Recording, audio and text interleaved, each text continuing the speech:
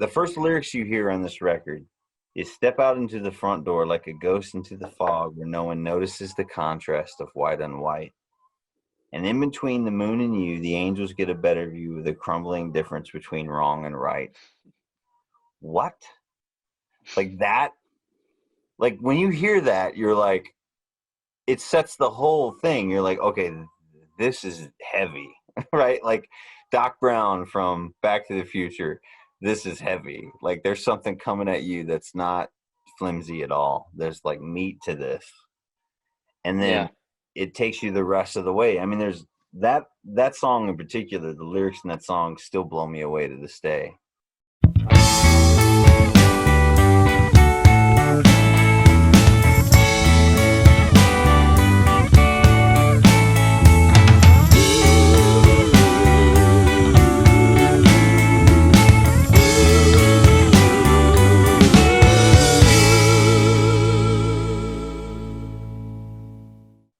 Hey everybody, Ronny Criss here. I'm Waxing on Wax. Welcome to our Vinyl Conversations, and it's my pleasure to introduce to you my friend, Mr. Joe Hajek, singer-songwriter, graphic designer, and long-time friend. Joe, how you doing, my friend? Singer-songwriter. I'm good. I'm glad you still tack that label on my name, but It's good true. to You be do here it. with you. Me and Joe go back a long time.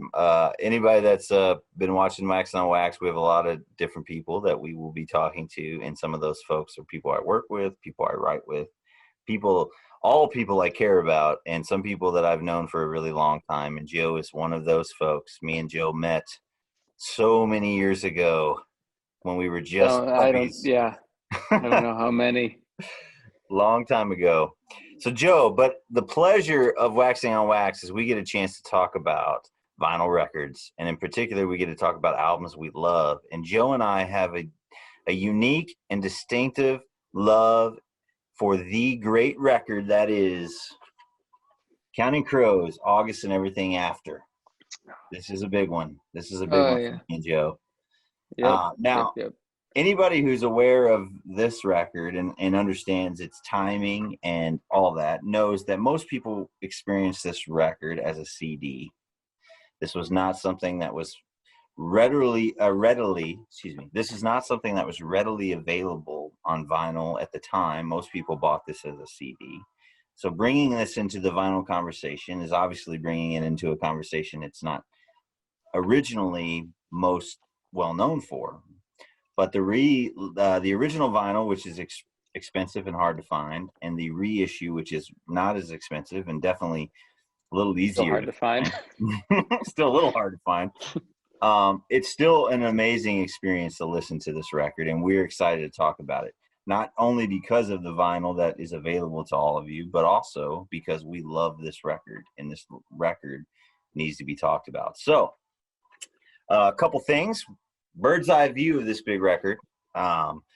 This record was released in September 14, 1993. Did you know that, Joe? Yeah. September Yeah. 14th. I don't know. I That's didn't know the exact date, but I remember it was after August intentionally, I believe. that's really great. That is a great point, Joe.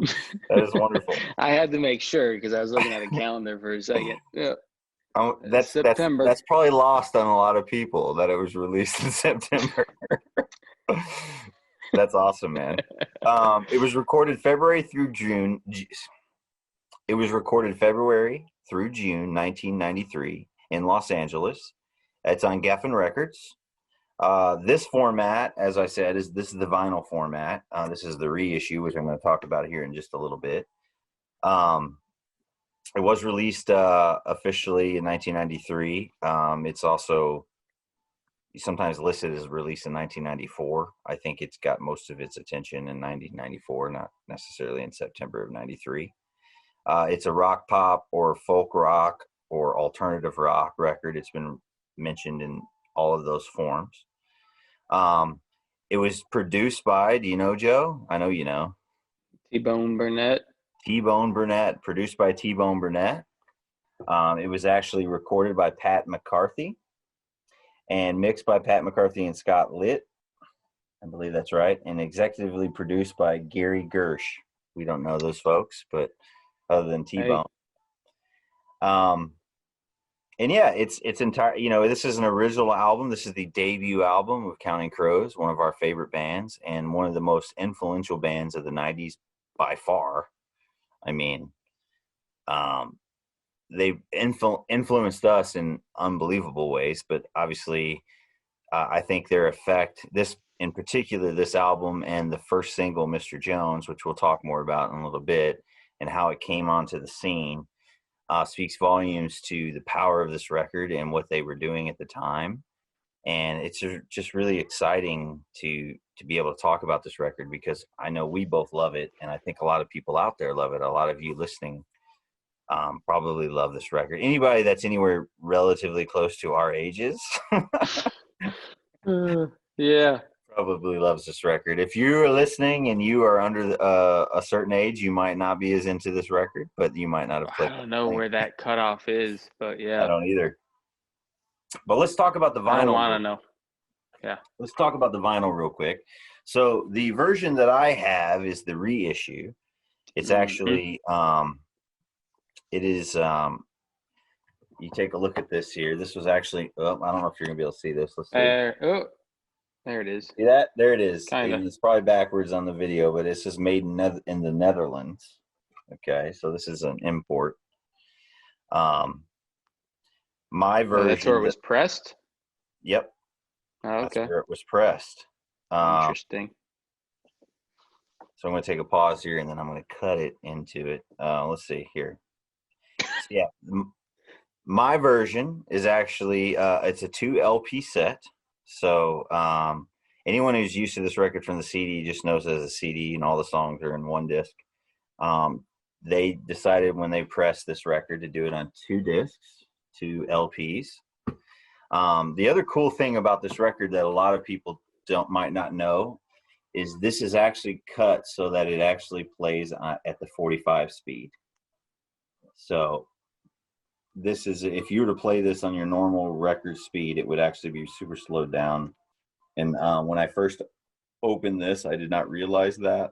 And I was super excited. Joe, I was so excited to play this record for the first time. Can I ask a question? Yeah.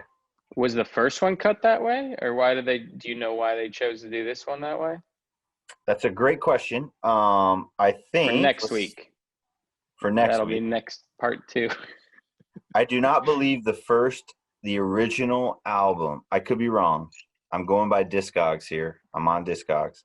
I believe the 1993 LP release was not, and I don't think it's a double. It's a single LP, and it's at 33. Yeah. And the quality's not as good, probably. Yeah.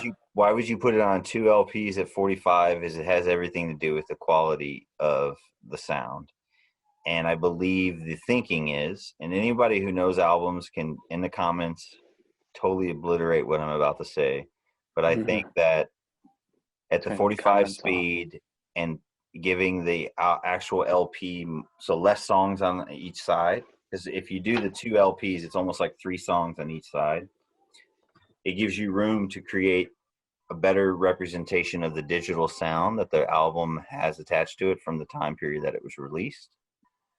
And therefore, it sounds better. And I can tell you this, when I switched it to 45 and I played it again where it was in the speed that it was supposed to be, it was significantly louder than the other albums that I was playing, like Obvious. I actually had to turn it down initially because I was like, whoa, this is louder than I'm used to listening to my records at.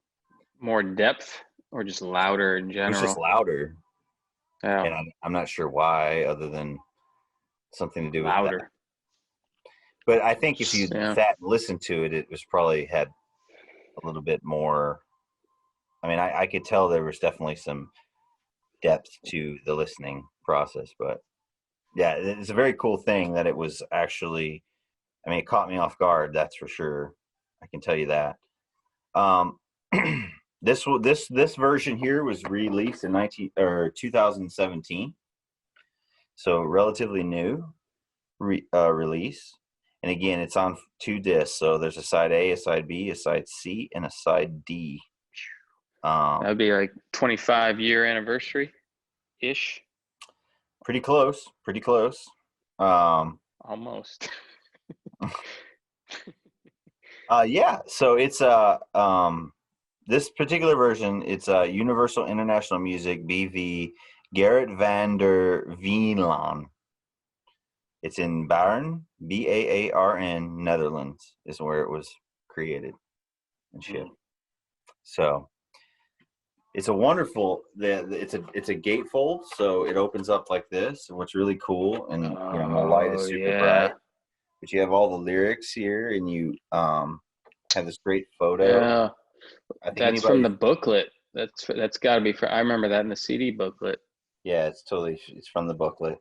The other thing that I think we should point out too, which has always been a part of conversation in terms of the Counting Crows, and in particular this album, is that if you look at the actual art of the cover, yes, everybody notices the scripted Counting Crows and August Everything After, but faintly on the back, or excuse me, behind all of that, faintly on the cover and even on the back.